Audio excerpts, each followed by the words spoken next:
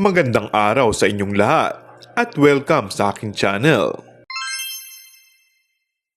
Puring-puri ng netizens ang relasyon ni Kim at Paulo dahil habang tumatagal ay lalo itong tumitibay. Komento nga nila, parang mag-asawa na raw ang dalawa. Makikita naman sa kanilang Instagram post ang journey ng kanilang relasyon na habang tumatagal umano ay paunti-unti nang nilalantad.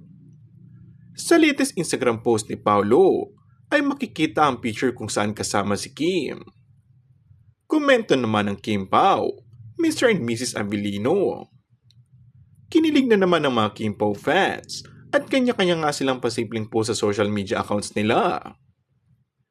I'm 59 years old. Kayo na lang ang natitira sa mga idol ko na matibay. Sana magtuloy-tuloy kayong dalawa hanggang sa magkapamilya na. Happy for the both of you. Say ng isang fan. Patiently waiting na maiuwi ito sa engagement proposal. Saan naman isa pang tagahanga? Yung mukha ni Paulo ngayon, naramdaman ko yung pagmamahal. Parang sentimental ang mood mo po. Ang sarap siguro ng pakiramdam na may nagmamahal na siyang tao na tunay at kitang-kita mo. Puna naman ng isa pang fan.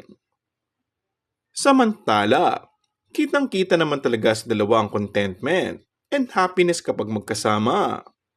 Maging kami ay feeling nga namin ay talagang magtuloy-tuloy na ito hanggang kasalan. And that's all for our today's video. Kung bago ka lang sa aking channel ay mag-subscribe at pindutin na rin ang notification bell. Maraming salamat!